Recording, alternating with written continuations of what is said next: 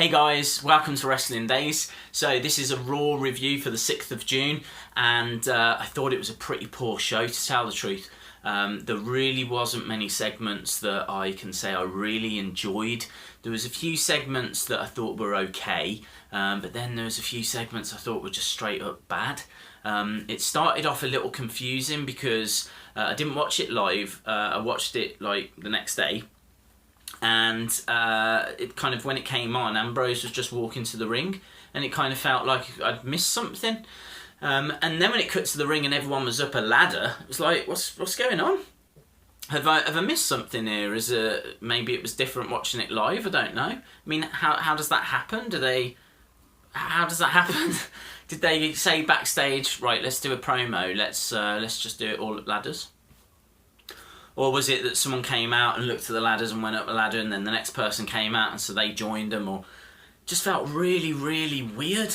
And they looked awkward as well. The promos themselves up the ladders were brilliant. There was a great moment where I think it was Jericho said that he invented Money in the Bank. And so Sami Zayn said, oh right, can you tell me, have you ever won it? And Jericho was like, yeah, have you? Oh, which one? The first one. Yeah, the first one. Oh, it could have been the 6th one. No, I can't remember. It's like, well, where were you when you won it? I don't know, bloody stupid personville. And then Cesaro chipped in and went, oh, so you won it in your hometown then? It's like, it was like that all throughout. Lots of little digs and everything. It was good. It was entertaining. Teddy Long came out. It was good to see Teddy Long. Good surprise. And you know, I couldn't hear the music. I honestly thought it was AJ Styles, so imagine my surprise when it turned out to be Teddy Long. But it was good to see him. He kind of felt like he was the guest star this week, but they didn't advertise it that way. But it certainly, you know, they made sure that we knew that he was gone at the end. You know, the final shot of him on Raw is him walking through the exit door.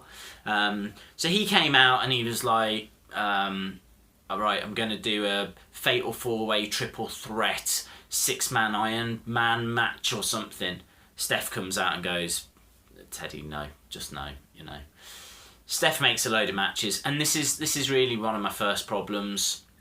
That is that the matches we're getting now are just the same matches, but each week, but just slight variations. You know, Kevin Owens against Sami Zayn, Kevin Owens against Cesaro, Kevin Owens against The Miz. Jericho against Cesaro, Sami Zayn against Del Rio against Sami Zayn, Cesaro. It's just the same. It's the same kind of like 8 performers, and you just jig them around, and it's just not doing it for me. I really want something fresh and different. You know, it's going to sound crazy, but I was excited to see Jack Swagger because you don't normally see him. And, you know, you knew he was going to get squashed, but it was good to hear some different music, see a different face. And what if they put Jack Swagger in there against, I don't know, Del Rio, and, you know, he does really well. You know, it's like a 15-minute match. No one was expecting it, but it's like a clinic. That'd be fantastic. But they just don't do that. They just don't do that. The first match of the night was Cesaro against Jericho. It was a decent match. Jericho picked up the victory, which I thought was a bit of a surprise. I thought they would, you know, keep fueling Cesaro. But I think the build for Money in the Bank's been really strong. We're only 2 weeks away from it now. But yeah, these matches, I just weren't into them. So as I said, Jericho won the first one. Then we had the first look at Seth Rollins talking about, you know, going for the title again. Basically, if you saw WWE 24, then you pretty much saw this already. There was loads of mentions about Muhammad Ali all throughout the night, which I thought was fantastic. Really did enjoy the tribute that they paid to him. You know, they were talking about Antonio Inoki, they were talking about Gorgeous George, they were talking about Gorilla Monsoon. It's just great to hear some of those names again and see some of that classic footage on Raw. Hogan as well. Hogan's image was shown.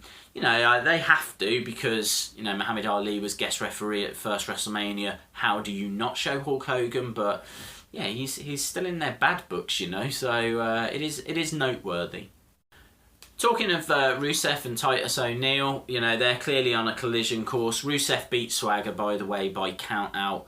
After he literally hurled Swagger into Titus, who was doing commentary. I think Titus, I'm into this, you know. Titus obviously was suspended for 60 days, so he still feels like, you know, a fresh face we haven't seen for the past couple of months. I just want to see him do something different. You know, he's still coming out to the primetime players music. His ring attire's not really very inspiring.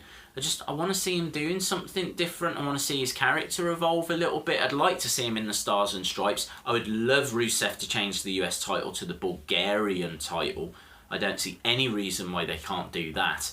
You know, £300 for a new belt or whatever. Just, yeah, do it. It's going to, you know. I appreciate they won't do it if they're on the verge of putting the belt on Titus. And maybe they are on the verge of doing that. I'm not sure, but... yeah, I'm at the moment not really into this feud. The feud that I am into, though, AJ Styles, John Cena. I thought that the kind of interaction between these two was a real highlight this week. You know, AJ Styles came out and said that he needs the club because Cena has a history of burying people like Styles, which, you know, felt a little close to the bone, but I enjoyed it. Cena said of the fans that half of them have got his back and the other half don't want to see him back, which I also thought was a decent line. I don't see anything of note really happening apart from a few maybe surprise attacks and whatnot, but I don't think anything has to. You know, you've got really the face of TNA and, you know, a very successful independent wrestler in AJ Styles, obviously massive success over in Japan as well, going up against the face of WWE. They're right when they say this is a WrestleMania match. I completely agree with that. And I think Seth Rollins, Roman Reigns is a WrestleMania match as well. And I think the Money in the Bank ladder match is very strong. I'm really looking forward to this pay-per-view. As we always do, Money in the Bank. I just hope they don't mess it up somehow and give that briefcase to Del Rio or something. But yeah, that feud's going well. Obviously, that segment finished when AJ and Gallows and Anderson teamed up against Cena, and that brought the New Day out. And so the match was made for later in the night. In fact, I think the match was made earlier in the night, but that was the main event anyway. And the main event, I thought, started really well. It was quite good in what they did. You know, it was just all-out warfare. You had the New Day going up against the Club and AJ Styles. Xavier Woods jumped over the top rope onto the outside. Fantastic move. But he also took a Styles clash on the outside and he was done. So it meant it was a 3-on-2. Knew that Cena would get involved. I was surprised it took Cena so long to get involved. I thought at that point he would come out and even up the numbers. But he let New Day go into a handicap match, and thankfully the Club win. I say that because, you know, they shouldn't be losing handicap matches. Thankfully they won. Started beating New Day up afterwards, and that's what brought Cena out, and that's how Raw finished. It was good. It was okay. It was a fine finish. It was just, you know, nothing too special. Previous to that as well, you know, we had Charlotte segment. So Charlotte came out and she started doing a bit of backtracking, which I didn't like. She was saying about how, you know, when she said that her dad was dead to her, she meant professionally. You know, how can she be daddy's daughter without her dad around? It was a real backtrack. I don't know if Rick's complained or I don't know what's happened, but it felt awkward.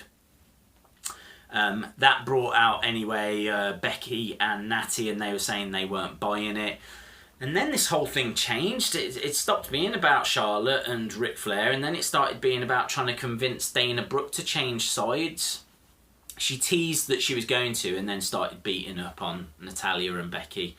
And so it looks like we're heading towards Charlotte and Dana against Becky and Natalya at Money in the Bank. They did say at SmackDown it's going to be Becky versus Dana.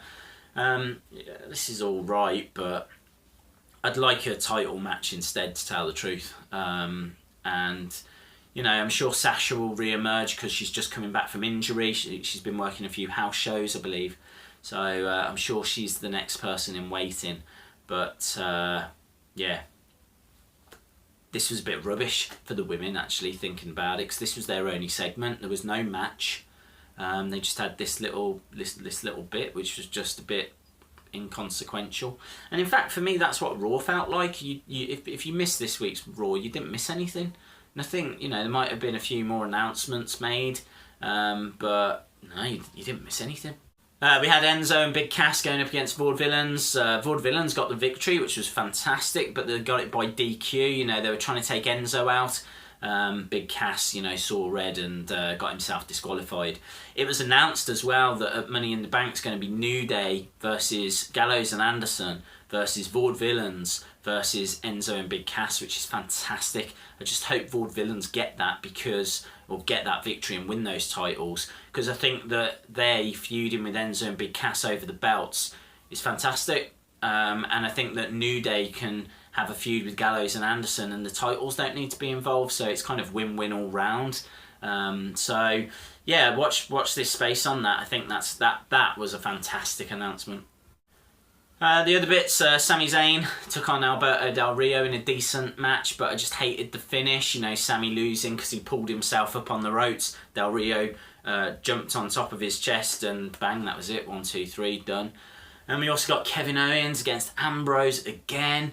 Ambrose winning again. You know, this isn't great for Owens to keep losing against Ambrose, unless it's going to build up to like a big main event where Kevin Owens finally gets that victory. But yeah, he does keep falling to Ambrose. I mean, KO can take it. It really doesn't make a massive difference, but it's just frustrating because you know KO's the best heel on the roster.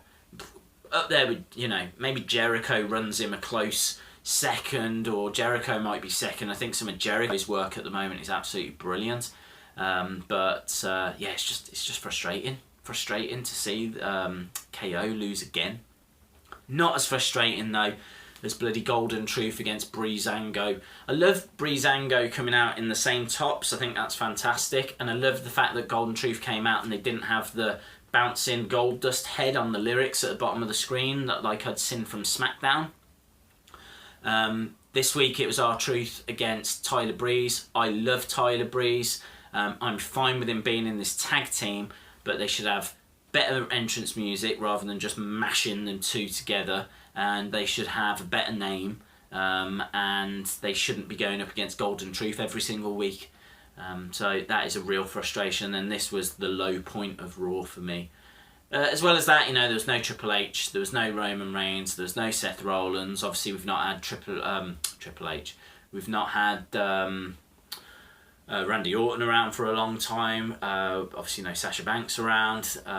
Just silly things as well, like no Neville. You know, again, that's a face that's been missing for quite a while. There's a lot of kind of big names missing from this week's show, and yeah, it just kind of felt a bit tired. I'm really looking forward to next week though, because next week we get the Ambrose Asylum, and it's going to be Seth Rollins and Roman Reigns on. It's like a Shield kind of getting reunited show, so or not reunited, far from it, but certainly in the ring at the same time, which would be absolutely brilliant. If you haven't seen this and you're really thinking, should I bother, don't. You're really not going to miss anything. That's a bit of a shame. Cool, thanks a lot for watching. Don't forget to subscribe to this channel if you haven't already, because, well, there will be better Raws on the way. And yeah, you can follow me on Twitter at Wrestling Days UK. That's it from me. Hopefully see you again next time. Bye for now.